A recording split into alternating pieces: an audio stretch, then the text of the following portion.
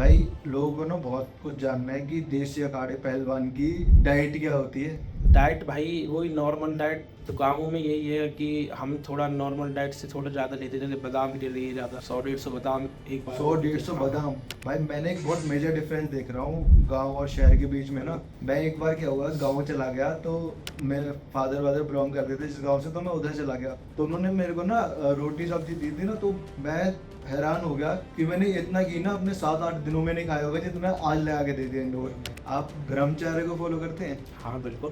तो किस तरह का, मतलब अखंड ब्रह्मचार्य या अभी? अखंड ब्रह्मचार्य तो देखो शिवम भाई, अखंड ब्रह्मचार्य वो होता है जो बहुत अच्छी तरह अखंड ब्रह्मचार्य जो फॉलो करता है। वो 3 बजे उठेगा, स्नान करेगा, उसके बाद मेडिटेशन करेगा, जप करेगा।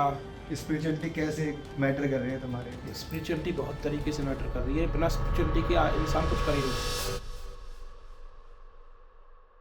नमस्कार दोस्तों, वेलकम टू द स्वास्थ्य बडी शो। जनरली आप लोगों ने हमारे शो पे डॉक्टर्स को देखा होगा और हेल्थ एक्सपर्ट्स को देखा होगा, कुछ हेल्थ के बारे में बता दोगे। बट आज जो हमारे शो पे आने वाले हैं वो है मिस्टर दीपक जाखड़, जो कि रेसलर हैं और नेशनल लेवल पे खेल चुके हैं। और वो हमें ये बताने वाले हैं कि कैसे देसी चीज़ों को यूज़ करके हम अपनी हेल्थ को बढ़िया रख सकते हैं। और कुछ चीज़ें सुन के तो मैं भी शौक हो गया कि वो दिन में इतना इतना डाइट लेते हैं और फिर भी उनकी हेल्थ इतनी ज़्यादा मेंटेन कैसे रह पा रही है। कुछ स्पिरिचुअल भी कनेक्ट करने वाले हैं हमको, कैसे स्पिरिचुअलिटी हमारी हेल्थ को बेटर करने में हेल्प करती है। तो चलिए शुरू करते हैं स्वास्थ्य बडी शो विद मिस्टर दीपक जाखड़।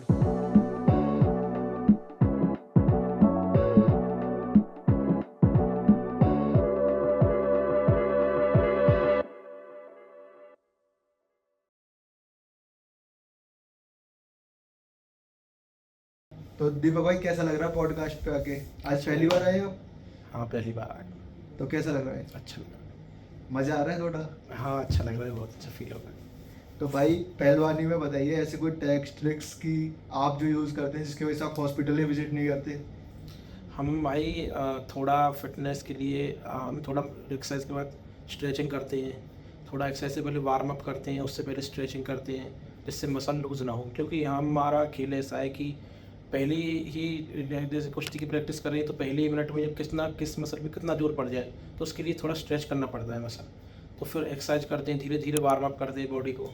फिर उसके बाद थोड़ा हम एक्सरसाइज बढ़ाते हैं, फिर लोड और गिरते हैं शरीर पे।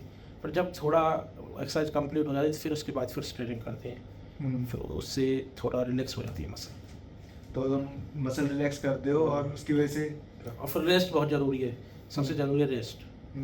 तो रेस्ट कितने घंटे का लेते हो दिन में? रेस्ट भाई दिन में सुबह 2-3 घंटे का दिन में, और पूरी नींद रात को जैसे 9 से 4 बजे उठते हैं, 9 से 4 तो कम से कम लेते हैं। भाई लोगों को ना बहुत कुछ जानना है कि देसी अखाड़े पहलवान की डाइट क्या होती है। डाइट भाई वही नॉर्मल डाइट तो सब लोग खाते हैं घर में, जैसे दाल रोटी घी। गाँवों में उठता है, शहरों में नहीं खाते हैं लोग। तो गाँवों में यही है कि हम थोड़ा नॉर्मल डाइट से थोड़ा ज़्यादा लेते हैं, जैसे बादाम ले लिए ज़्यादा 100-150 बादाम एक बार सौ में डेढ़ लेते सौ हैं। हाँ बादाम? हाँ, रगड़ के उन्हें खाते हैं, उनका एक प्रोसीजर होता है, वो मैं बता दूंगा कभी आपको। वीडियो मेरी इंस्टा पे पड़ी है तो उस पर भी 100-150 बादाम रगड़ते हैं। सुबह सुबह उठती दही पीते हैं, या फिर मुरब्बा खाते हैं आंवले का। तो उससे एक्सरसाइज शुरू करती है। उसके बाद ऐसे खाना पीना होता है। उसके बाद थोड़ा खाना, जैसे घी की सब्ज़ी हो गई, दूध हो गया, दही हो गई, मक्खन हो गया, ये सब डाइटें होती है। दालें हो गई, दाल बहुत खाते हैं। उसमें अनाज ले लेते हैं हम कई तरह के, जैसे ज्वार का हो गया, बाजरा हो गया, वो सब मिक्स करते हैं बेसन रोटियों में, तो उससे जिसे हम यहाँ पे मल्टीग्रेन आटा बोलते हैं, वो सब वही हाँ घर बनाते हैं वो। घर बनाते हाँ हैं। तो भाई ये तो बढ़िया चीज़ है ना। हाँ, अच्छी चीज़ है। इन चीज़ों से तो बीमारी से लोग बचते हैं। बाहर की चीज़ों से अवॉइड करो, अपने घर की चीज़ें बनाओ तो कोई दिक्कत नहीं आएगी। भाई मैंने एक बहुत मेजर डिफरेंस देख रहा हूँ गांव और शहर के बीच में ना। मैं एक बार क्या हुआ, गांव चला गया तो मेरे फादर वादर बिलोंग करते थे जिस गांव से, तो मैं उधर चला गया तो उन्होंने मेरे को ना रोटी सब्जी दी थी ना, तो मैं हैरान हो गया कि मैंने इतना घी ना अपने 7-8 दिनों में नहीं खाया होगा जितना आज लगा के दे दिया इंडोर। मतलब लिटरली मैं बताऊँ, उस थैली में ना घी तैर रहा था अलग से, और हम लोग इतना कंज्यूम नहीं कर पाते। शिवम भाई तो थोड़ा पहले हमारे लोग जो हमारे एंसेस्टर्स थे वो घी खाते थे, दूध पीते थे ज़्यादा। तो आजकल के लोगों ने, अंग्रेज आए, इन्होंने कुछ ऐसा बना दिया कि घी से कोलेस्ट्रॉल बढ़ता है या ये होता है। वो कोलेस्ट्रॉल घी से नहीं बढ़ रहा है, लोग खाली घर में पड़े हैं उससे बढ़ रहा है। वो पहले लोग काम बहुत करते थे, अब लोग काम नहीं करते हैं, गाड़ी में घूमते हैं, बाइक पे चलते हैं, पैदल कोई चलता नहीं है, तो वो प्रॉब्लम तो हर चीज़ देगी ना। ऊपर से अलग तरह के रिफाइंड खाते हैं या फिर डालडा खाते हैं, तो उनसे सभी हार्ट प्रॉब्लम होती है। घी तो बहुत अच्छी चीज़ है, घी से तो कभी आदमी बीमार हो नहीं सकते। चोट ठीक करता है घी, या किसी को चोट लग जाती है तो उसे दूध में घी मिला के देते हैं, वो ठीक कर देता है चोट। और हम लोग उससे बचते हैं। हम लोग करते हैं। आप ब्रह्मचार्य को फॉलो करते हैं? हाँ बिल्कुल। तो किस तरह का, मतलब अखंड ब्रह्मचार्य या अभी? अखंड ब्रह्मचार्य तो देखो शिवम भाई, अखंड ब्रह्मचार्य वो होता है जो बहुत अच्छी तरह अखंड ब्रह्मचार्य जो फॉलो करता है, वो 3 बजे उठेगा, स्नान करेगा, उसके बाद मेडिटेशन करेगा, जप करेगा, फिर वो 3-4 घंटे की नींद लेगा। वो ब्रह्मचार्य आश्रम में होता है। जैसे आप कहीं इस्कॉन टेम्पल जाओगे या फिर किसी नागा साधु से मिलोगे, वो फॉलो करते हैं। ब्रह्मचार्य हमारा जीवन में जो है, हालांकि मैं शादीशुदा हूँ, पर वो ब्रह्मचार्य फॉलो करने का ऐसा प्रोसीजर है कि मैं ज़्यादा से ज़्यादा ब्रह्मचारी रहने की कोशिश करता हूँ। वो कहते हैं कि अच्छा ब्रह्मचारी होता है वो अच्छा गृहस्थ भी होता है, तो इस वजह से तो ब्रह्मचार्य आदमी को रहना चाहिए। हर चीज़ खराब करने के लिए नहीं होती है, तो हम जो खा रहे हैं, जो डाइट ले रहे हैं, वो हमारे शरीर में लगे, हमारा शरीर उसको सहन करे, ऐसी सहन शक्ति शरीर बनानी चाहिए। तो मैंने ना अभी जैसे हम पॉडकास्ट कर रहे हैं तो मैं काफ़ी डॉक्टर से मिलता है, तो बाकी हेल्थ कंसल्टेंट से भी आजकल लोगों ने ना काफ़ी ज़्यादा डाल रखा है कि अगर तुम नहीं भी फॉलो करते हो तो इससे तुम्हारे कोई प्रॉब्लम नहीं हो रही है, कोई इफेक्ट नहीं आ रहा है। बट ना मैंने एक चीज़ नोटिस करी है, जब भी हम कुछ भी ऐसा करते हैं ना जिससे ब्रह्मचर्य भी डिस्टर्ब हो रहा है, तो अल्टीमेटली ना वो हमारे दिल पे भी कुछ लगता है कि ये चीज़ हमने ना गलत कर दी है ना, लाइक वेट अदर थिंग जो भी है ना, वो जितनी भी चीज़ हम गलत करते हैं ना, हमें एक अंदर से एहसास होता है। और जो चीज़ मुझे लगती है जो अंदर से एहसास करा रही है ना हमने गलत कर दी, तो रियलिटी में ही गलत है, उसमें कोई दोहराया नहीं है कि हाँ हमें ये नहीं करना चाहिए, ये ऐसे सही है, ये सही है। वो तो मोटिवेशनल वीडियो बनाते हैं अपने वो करने के लिए, व्यूज़ बढ़ाने के लिए, बट ऐसा नहीं है। मेरे को जो लगता है ना कि हमें ब्रह्मचर्य को फॉलो करना चाहिए, जो ये बातें बोलते हैं ना कि वो बकवास लगती है मेरे को कि हाँ नहीं करना चाहिए। बाकी टेल मी समथिंग आउट कि तुम मर्ड में तो बात करते ही होगे डेली, मिट्टी से ही खेलना होता है, तो वो कैसे तुम्हारे स्ट्रेस लेवल, एंजाइटी को भी कम करता है क्या? हाँ, मिट्टी में खेलने से बहुत सारी बीमारियाँ ख़त्म होती हैं। हमारा शरीर 5 तत्वों से बना हुआ, इसलिए मिट्टी भी है।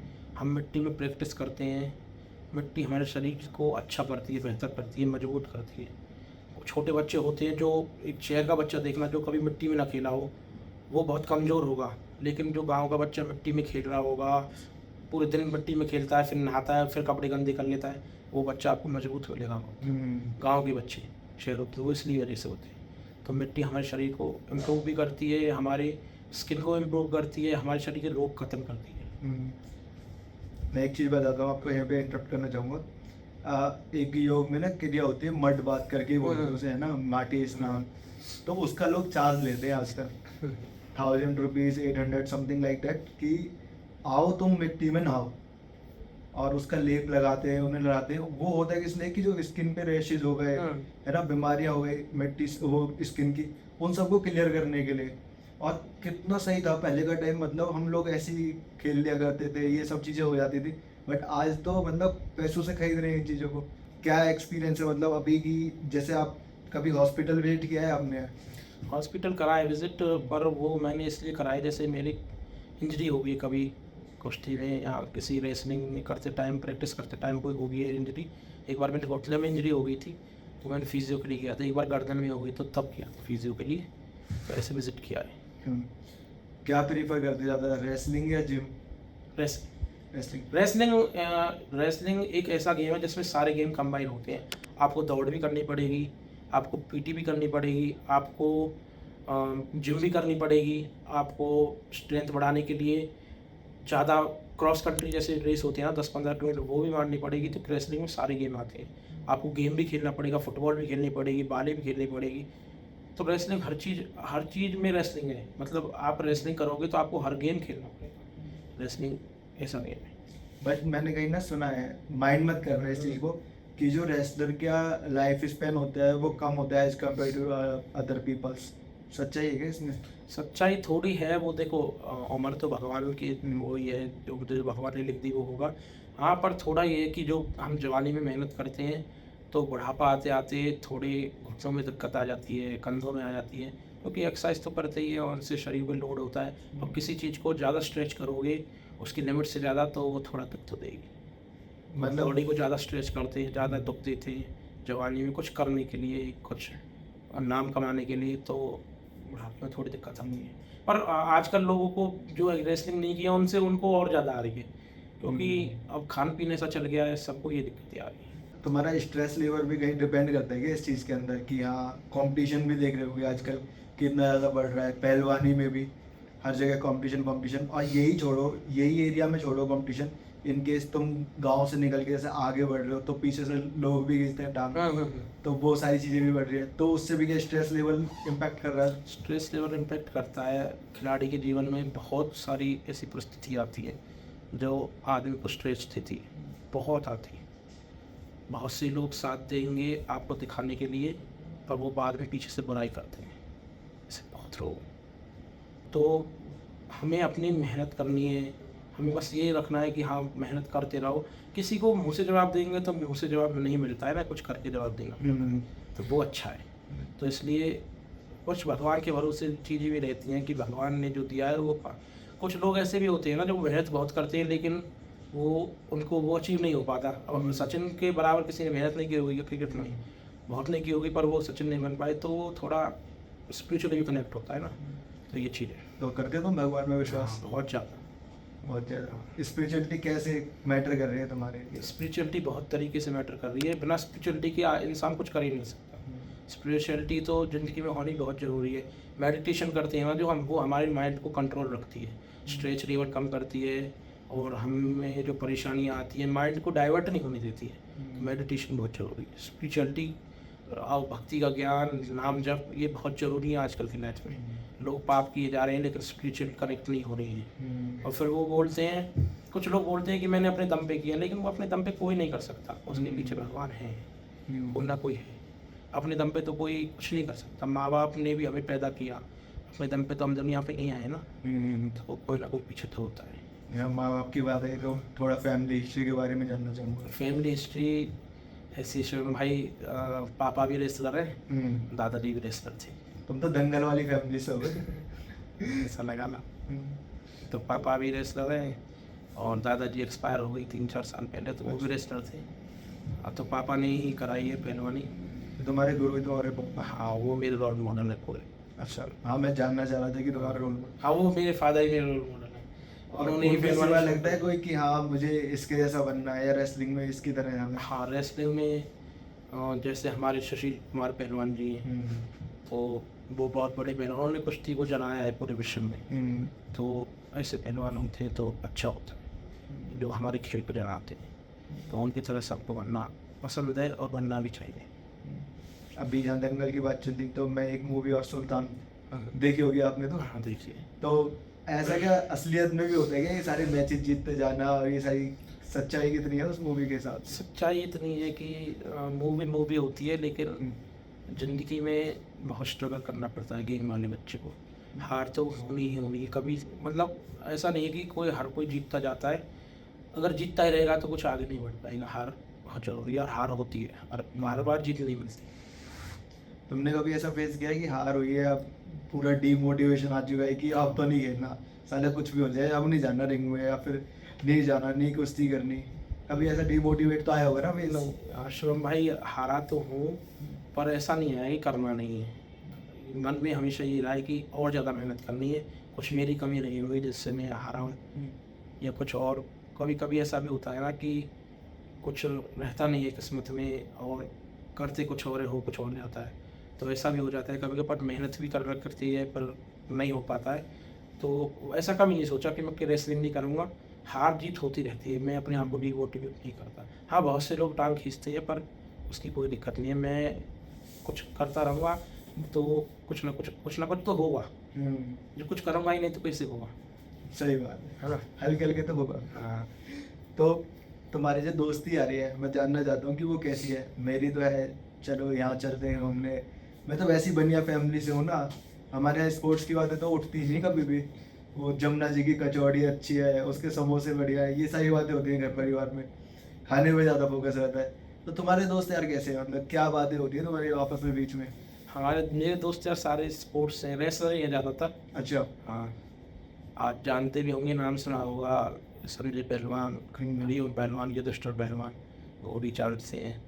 तो ये सारे रेसलर और मेरे भाई एक कृष्ण मेरे साथ आए भी थे, अभी देखा आपने, तो वो क्रिकेट खेलते हैं। तो ऐसे मेरे यार दोस्त हैं, तो वो सारे स्पोर्ट्स में ही हैं, किसी वैसे बंदे से नहीं है। और बात खाने पीने की, तो खाना पीना तो बहुत ही होता है खाते तो हर टाइम ही है। और तुम तो अच्छा खाते हो ना, हाँ। जैसे 100-150 बताऊँ भाई, हाँ तो बंदा मर जाए ना उतने में तो कुछ नहीं होगा इसमें। तो खिलाना किसी दिन। हाँ बिल्कुल। तो अभी क्या लॉन्ग टर्म और शॉर्ट टर्म गोल क्या क्या है फैमिली को लेके, कि हाँ ये अचीव करना है या ये करके दिखाना है? अभी तो रेसलिंग ही कर रहा हूँ मैं, रेसलिंग में एक अचीवमेंट आगे बढ़ी और उसके बाद देखते हैं जो, बाकी रेसलिंग तो लाइफ टाइम करूँगा। कुछ सोचा है गाड़ी वगैरह का शौक या फिर कुछ चीज़ का? गाड़ी का शौक है भी, गाड़ी कोई दिक्कत नहीं है, हाँ। पर इतना शौक नहीं है कि जो चीज़ दोबारा मिल सकती है उसके लिए रोए। गाड़ी तो कभी भी ले लो। नेम फेम का शौक है अभी तो? हाँ बस, कि नाम और ये फिर भी ये है कि हाँ बस अपने गेम से जुड़े रहें, करते रहें, और जो हमारे बाद पीढ़ी आए वो भी गेम करें, क्योंकि आजकल बच्चों ने गेम करने छोड़ दिए। बच्चे ग्राउंड में सुबह आके पबजी खेलते हैं। अच्छा नहीं। वो गेम नहीं करते, ग्राउंड में आके पबजी खेलते हैं। तो वो चीज़ थोड़ी दूर करनी है, बच्चों को खिलाना है। अभी हमारे आने वाली बाद जनरेशन है जो, उसको भी स्पोर्ट्स से कनेक्ट करना है, फिट रहे, अच्छी रहे। एक्चुअली हो गया रहा अभी ना, गर्मी है तो जैसे हम होते थे ना, तो हमारी जून की छुट्टी पड़ती थी ना जब, तो हम निकल जाते थे क्रिकेट खेलने। वो नहीं देखते थे हम सुबह दोपहर शाम। अब मैं देखता हूँ जहाँ मैं सोसाइटी में रहता हूँ, अच्छी जगह है, नाइस स्पेस है, बट बच्चे बाहर नहीं निकलते दोपहर में। उनके पेरेंट्स ही निकलने देते, घर बैठ वीडियो गेम पकड़ा दिया, वो पबजी खेल रहे, मिनी मनीषा खेल रहे, बट उनको बाहर नहीं निकलना उस गर्मी में। और हम भी थोड़े ऐसे हो गए हैं कि हाँ ठीक है, एसी की हवा आ रही है, क्यों बाहर जाएं, क्यों गर्मी में मरे। तो ये लाइफ ना बहुत ज़्यादा ड्रास्टिक चेंजेस हो रहे हैं हमारी लाइफ के अंदर। और आप देखो, आप तो गर्मी में भी कुश्ती लड़ रहे हो, सर्दी में भी, तो ये सर्द गर्म वाला जो शरीर होता है ना, वो बहुत हार्ड होता है वैसे ही। तो ये चीज़ें तो मैंने नोटिस की है। बाकी आपको क्या लगता है, मतलब क्या चेंजेस आने चाहिए कि आगे जाके कि ये सारी चीज़ें ना हो? सबसे पहला तो मोबाइल फ़ोन, 12th क्लास तक तो बच्चे को मोबाइल फ़ोन देखेगा जब तक उसे ज़रूरत है नहीं, क्योंकि सबसे जल्दी चीज़ हुई है वो सब बच्चों को ख़राब करिए। ना तो वो ब्रह्मचारी रहने दे रही है बच्चों को। बच्चे, हम जब 12th क्लास में थे तो बच्चे थोड़े बड़े थे, ठीक थे। अब बच्चे जो आ रहे हैं वो बहुत छोटे हैं 12th क्लास में, वो जवान नहीं हो पा रहे हैं, दाढ़ी मूंछ निकल रही है, लेकिन बच्चे 20-20 साल के इतने के इतने ही हैं। वो इस वजह से फ़ोन, मोबाइल फ़ोन सबसे ऐसी अगर एक गलत चीज़ रही है, उसने सब पूरी जनरेशन ख़राब कर दी, वो फिजिकली और मेंटली दोनों लेवल पे दोनों ख़राब।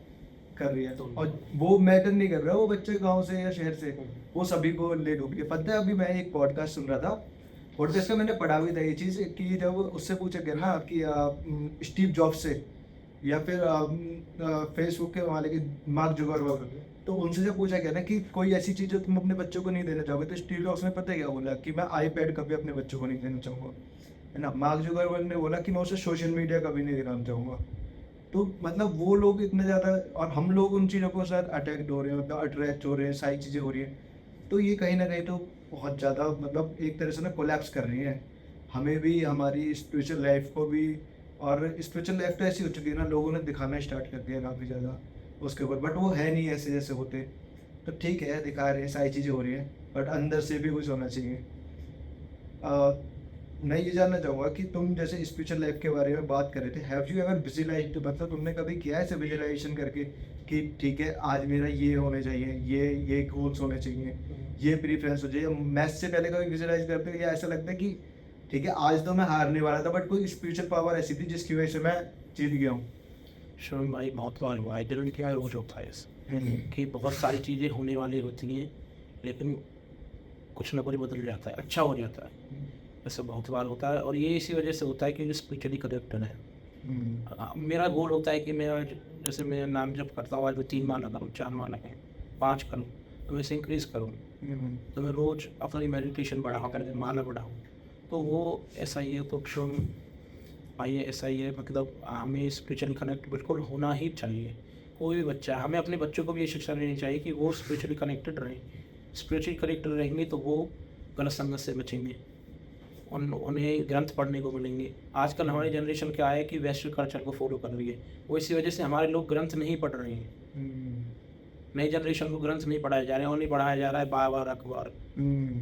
ये और हमारी जनरेशन उन चीज़ों से ना दूर हो चुकी है कि हाँ ठीक है वही महान है। आप कभी देखना इस्कॉन टेम्पल में जाकर देखना, रशिया के वेस्टर्न लोग हैं वो हमारे कल्चर को फॉलो कर रहे हैं, क्योंकि उन्हें पता है ये कल्चर सही है।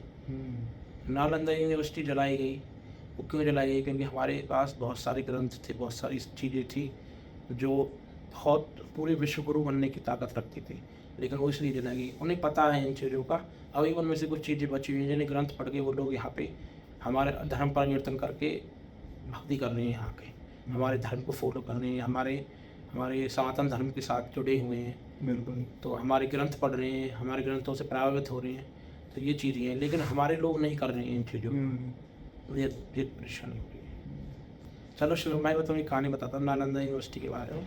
हमारे नालंदा यूनिवर्सिटी में बहुत सारे ग्रंथ, और सारे ग्रंथ मतलब उसी में थे हमारे, उसमें 9-10 हज़ार साधु रहते थे जिनको सारे ग्रंथ बिल्कुल टिप्स पे याद थे। तो एक मुस्लिम शासक थे, वो थोड़े बीमार हो गए, यहाँ पे उन्होंने हमले किए भारत में, तो वो बीमार हो गए। तो उन्होंने कहा मुझे ठीक करने के लिए कोई वैद्य लाओ।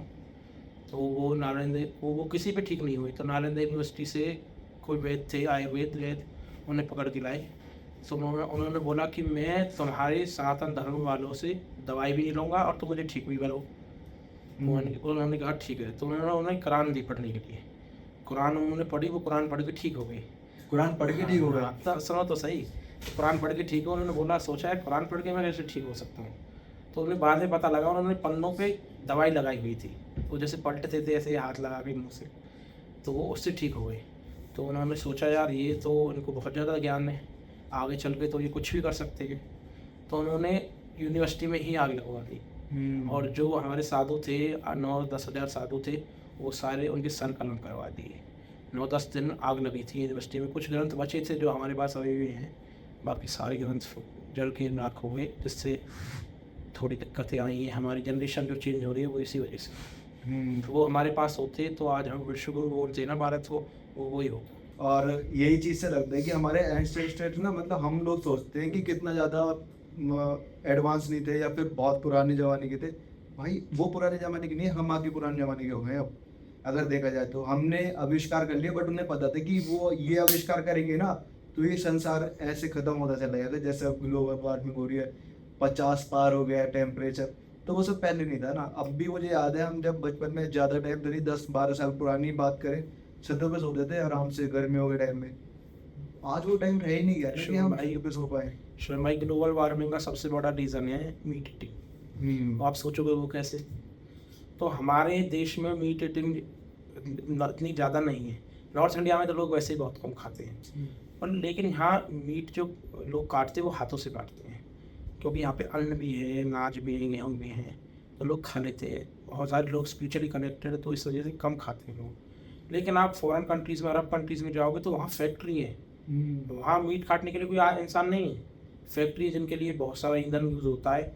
तो आप कभी गूगल करके देखना, 40% जो हमारा ग्लोबल वार्मिंग हो रहा है ना, वो मीट ईटिंग की वजह से, उनका ट्रांसपोर्टेशन, उनका काटने का वो, तो उस वजह से हो रहा है। ओनली 7% हो रहा है कि जो ये हमारे व्हीकल्स चल रही है इससे 7% है, बाकी पेड़ जो कट रहे हैं और जो ये मीट ईटिंग हो रही है ना, इसकी वजह से हो रहा है। तो हमें लोगों को अवेयर करना पड़ेगा इस चीज़ से कि कुछ लोग ये सोचते हैं कि बॉडी बनाने के लिए हम मीट खाए, लेकिन ऐसा कभी नहीं है। मैं खुद वेजिटेरियन हूँ। अच्छा। आज तक मैंने मीट टच नहीं किया, अंडा भी नहीं, कोई कुछ भी नहीं। और मैं अपने अखाड़े के ऐसे 15-20 पहलवान दिखा दूंगा जो पूरे सबसे तगड़े हैं और वो मीट नहीं खाते। ये एक मिथ बनाया हुआ है कि मीट ईटिंग से होता है, कुछ भी नहीं है। मीट ईटिंग इस बॉडी को और श्रिंक करती है। आप वेजिटेरियन बंदे को देखना कभी, उसकी बॉडी थोड़ी बल्की होगी, लेकिन जो नॉन वेज खाएगा वो श्रिंक होते हैं बहुत। वो श्रिंक इसलिए हो जाते हैं क्योंकि रोज वो चीज़ खाते तो लीवर उनका बहुत ख़राब हो जाता है, तो श्रिंक होते चले जाते हैं, तभी उनकी ज़्यादा मसल्स दिखती है। लेकिन आज के ज़माने के मसल दिखाने वाला नहीं, ताकत नहीं है, और वो ब्रह्मचर्या को भी ख़राब करता है। मीट ईटिंग ना तो शरीर में आप काइंड बन सकते हो, आप दया नहीं रहेगी दिन में, नहीं रहेगी, नहीं बिल्कुल नहीं रहेगी। और दूसरी चीज़, आप स्पिरिचुअल कभी नहीं हो सकते, ब्रह्मचारी कभी नहीं रह सकते। तो ये इसके लिए अवेयर करने के लिए कोई ना कोई चीज़ हमें फॉलो करनी पड़ेगी या कोई स्टेप उठाना। बोलते नहीं है जैसा अन्न वैसा मन, तो हम जैसा खाएंगे वैसी एनर्जीज हमारे अंदर होंगी। तो अगर हम गंद खाएंगे, मतलब एक तरीके से नेगेटिव चीज़ें खाएंगे ना, मैं कभी मीट को पॉजिटिव नहीं, किसी को मार के खाना पॉजिटिव नहीं हो सकता, तो हम भी तो नेगेटिव ही होंगे ना उसके अंदर से। तो इसीलिए ये कहावत थी पहले ही रखी गई थी कि जैसा अन्न वैसा मन, जैसा खाओगे वैसे ही दिखोगे। तो आपने तगड़ी चीज़ बताई तो मेरे को तो, कि आपके अखाड़े में जितने पहलवान हैं वो विदाउट मतलब मीट वगैरह के अपनी बॉडी बिल्ड करते हैं। और यहाँ पर देखिए क्या माइंड सेट है, मतलब ये बना दिया गया है नहीं, बना दिया गया है कि आप ये सब चीज़ें नहीं खाते ना तो आप प्रोटीन कंज्यूम ही नहीं कर रहे हो बॉडी के अंदर। लेकिन बहुत सारी चीज़ें जिनसे हम कंज्यूम कर रहे हो भाई प्रोटीन की तो इतनी चीज़ें हैं, आप ब्रोकली खा लो, आप दालें खा लो, 5-6 तरह की दालें, आपको इतना प्रोटीन मिलेगा। मैं कह रहा हूँ इस स्कूप में जो प्रोटीन आता है ये नकली होता है, ये शरीर को खराब कर रहा है, जनरेशन खराब कर रहा है, तो इसका कोई फायदा नहीं है। और मेरा अगला क्वेश्चन ये था वैसे तो, अभी यहीं पे इंटरप्ट करना चाह रहा हूँ, सप्लीमेंट्स का क्या रोल प्ले कर रहा है मतलब आज के टाइम पे, और कैसे बॉडी बिल्डिंग में हेल्प कर रहा है? तो क्या तुम लोग भी बॉडी बिल्डिंग में यूज़ कर रहे हो सप्लीमेंट्स को, कैसा भी? सप्लीमेंट्स हम यूज नहीं कर रहे हैं, थोड़ा बहुत प्रोटीन कंज्यूम करने के लिए प्रोटीन इंटेक ले लो थे कभी, जिससे बॉडी रिलैक्स हुई, और वो वेजिटेरियन, बिल्कुल जो वेजिटेरियन प्रोटीन होता है वो। बाकी प्रोटीन इंटेक ऐसे सप्लीमेंट को हम कभी ना तो बढ़ावा देते हैं ना कुछ ऐसा बताते हैं किसी बच्चे को जो आने वाली जनरेशन है। घी, दूध, बादाम, नमक्खा, काजू, किशमिश, इन चीज़ों से इतना प्रोटीन मिलता है। दालें खाओ यार, आप फल फूल पत्तियाँ और जो ताज़े फल खाओ, उनसे इतना प्रोटीन मिलता है, फाइबर मिलता है, सब कुछ तो मिलता है। पहले हमारे एंसेस्टर्स क्या मीट ही खाते थे, जो उनके शरीर इतने भारी भारी तगड़े होते थे, कैसे होते थे? कहाँ थी सप्लीमेंट से दुकान? सही बात है। और हम लोग कच्चा खाते थे, पूरा कच्चे पे जीवित रहते थे, अब सब पका के खाने लग गए। तो कच्चे खाने से आयु तो बढ़ती है, ये तो मेरे को पता लग चुका है, बट आजकल ना पेस्टिसाइड्स और ये सारी चीज़ें इतनी ज़्यादा यूज़ हो रही है ना, तो इस वजह से पका के खाना थोड़ा बेटर लगने लग गया आज के टाइम पे। ये तो कच्चा अन्न तो बहुत अच्छी चीज़ है। शिवम भाई, एक बात बताना चाहूँगा कि जैसे हम कच्ची चीज़ें खाते हैं ना, तो वो उसमें से कुछ चीज़ कोई भी इंग्रेडिएंट कम नहीं होता है, तो वो पूरा बॉडी में लगता है। आप देखना कभी जो चीज़ें, जो फल फूल खाते हैं, जैसे पत्ती, हाथी को देख लो आप, हाथी की उम्र 150 साल की है और वो कितना भारी होता है, वो पत्तियाँ ऐसे वेजिटेरियन चीज़ें तो खाता है। आप शेर को देख लो, वो कितना साइज में छोटा होता है, हालांकि वो शेर है, वो कोई बात नहीं है, लेकिन वो हाथी के आगे छोटा है और हाथी से उम्र भी कम है उसकी। मैं एक चीज़ और बताना चाहूँगा आपको शेर के बारे में। किसी ने मेरे को एक स्टोरी सुनाई कि शेर क्या खाता है, मांस, मछली, मीट वगैरह ये सारी चीज़ें खाता है, और घोड़ा क्या खाता है, चारा खाता है, कच्चा खाता है, चने खाता है ना। तो उसने मेरे को बोली कि कौन ज़्यादा ताकतवर है, मैंने कि शेर ज़्यादा ताकतवर है। कहता दौड़ा के देख ले, शेर थोड़ी देर में आप जाएगा और घोड़ा कभी नहीं आ पाएगा, तो कितने दौड़ा ली उसे। तो इसमें डिफरेंस बताया जो कच्चा खा रहा है उसका और जो मतलब मीट मांस खा रहा है उसका। तो मैं खुद सरप्राइज हो गया कि हाँ, फिर मैं भी एक दो कंपैरिजन करने लगा, तो मेरे को लगा हाँ यार ये तो सच्चाई है। और फिर मैंने ना अपने ऊपर अपनाया, जब मैंने ऐसे खाने स्टार्ट किया ना, मैं सैलेड ज़्यादा खाने लग गया, या फिर मैं छाछ ज़्यादा पीने लग गया, रोटी मैंने थोड़ी सी कम करी, अपनी डाइट ऐसे बनाई ना, और 7 बजे से पहले खाना स्टार्ट किया। मैं खुद अपने आप को इतना लाइट वेट फील करने लग गया ना, जैसे मतलब हवा में उड़ने वाली बात हो जाती है ना एकदम ही, कि हाँ जल्दी नींद आना और सुबह जल्दी उठ जाना, वो पूरी रूटीन बन जाता है। और ये योग क्रिया से ना बहुत सही रहता है ये। योग क्रिया तो सबको ही करनी चाहिए, सबको। और आपने बताया ना कि ये चीज़ें खाने से आप जब भी कभी सैलेड खाओ, तो खाना खाने से आधे घंटे पहले खाना, कोई भी एक सैलेड लेना, खीरा प्याज मत लेना, बस कोई भी एक सैलेड, तो खाना खाने से आधे घंटे पहले खाना सैलेड, 200-250-300 ग्राम दोनों टाइम। तो तब देखना आप अपनी बॉडी में क्या चेंजेस होती है, ड्रास्टिक चेंजेस होते हैं। तो आप चलो बैक टू टॉपिक आते हैं फिर से अपने वाले पे, पहलवानी पे। तो मैं ये जानना चाह रहा था कि आप अपने सेफ्टी में या फिर एंडोरेंस या मसल बिल्डिंग के लिए क्या टेक्निक्स यूज़ करते हो? मसल बिल्डिंग के लिए हम थोड़ी जिम वगैरह पावर ट्रेनिंग करते हैं, जैसे डेड लिफ्ट हो गई, बेंच प्रेस हो गई। व्हाट अबाउट सपाटे? सपाटे वो एंडोरेंस के लिए, और रनिंग स्ट्रेंथ के लिए। एंडोरेंस स्ट्रेंथ सपाटे, सिटअप्स और रस्सा चढ़ना, तो बहुत चढ़ते हैं रस्से में, डंबल, और जो अखाड़े में टेक्निक प्रैक्टिस होती है, अखाड़े में लड़ने की प्रैक्टिस होती है वो सारे बैलेंस और स्ट्रेंथ में आती है। और मसल बिल्डिंग के लिए हम जिम वगैरह करते मतलब मसल बिल्डिंग के लिए जिम, तो वो जरूरी है। टेस्टोस्टेरोन बढ़ाने के लिए क्या टेक्निक यूज करनी हैं। चाहिए? टेस्टोस्टेरोन बढ़ाने के लिए आपको डाइट का मेंटेन और प्रॉपर रेस्ट सबसे जरूरी है, और डाइट। कोई ऐसी एक्सरसाइज जिससे बूम मारे?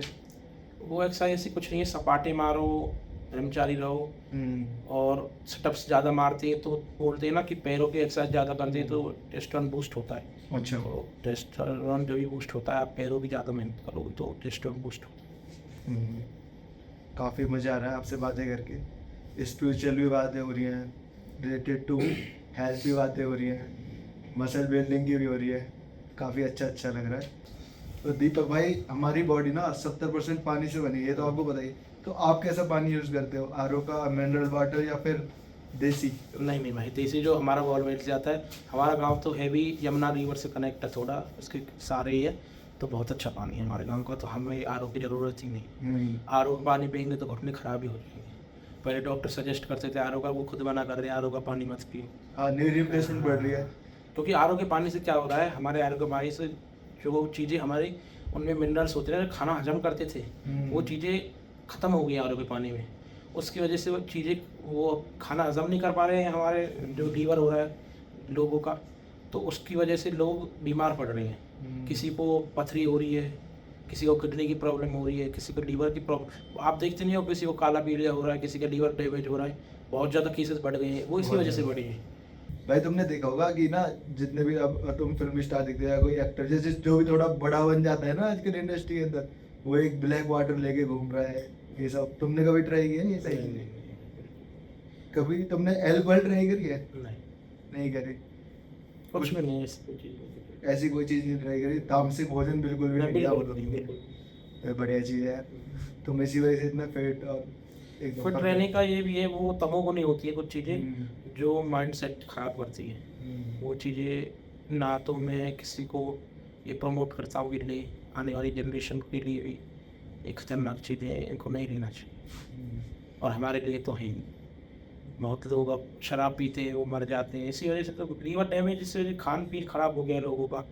पहले लोग छाछ दलिया खाते थे सुबह सुबह, अब लोग क्या खा रहे हैं, सुबह उठ के दारू पी रहे हैं, शराब पी रहे हैं, कोई बियर पी रहा है, तो खराब हो रही है, वजह से तो खराब हो रही है। कोई सुबह उठ से बर्गर खा रहा है, कोई ब्रेड खा रहा है चाय से, तो भाई वो तो असर डालेगा ही। खान पीन तो बहुत, खान पीन ही है सबसे अलग। खान पीन चेंज कर लो, आदमी अपने आप फिट हो जाएगा। क्योंकि जैसा पेट्रोल गाड़ी में डालोगे, गाड़ी ऐसे ही चलेगी। गंदा डालोगे तो चलेगी ही नहीं, कुछ दिन चलेगी, अंदर बैठेगा ही बैठेगा। ये चीज़ें हैं। मैं एक डॉक्टर के साथ था, गेस्टो डॉक्टर, हमारे पॉडकास्ट पे भी आए थे, तो मैं उनके साथ कुछ बातें कर रहा था। तो एक लड़का है यंग, मतलब वही 22-23 साल का, तो उसकी जो दिक्कत बनी थी ना, वो उसके पीने की वजह से बनी। डॉक्टर ने बताया, बहुत अच्छी लाइन बोली, मैं मतलब फैन हो गया उस टाइम उसका। उसने बोला कि साला जहर पी रहे, वो भी खरीद के। तो मतलब वो बात ने मेरे को बहुत अट्रैक्टिव लगी कि हाँ यार, हो तो यही रहा ना।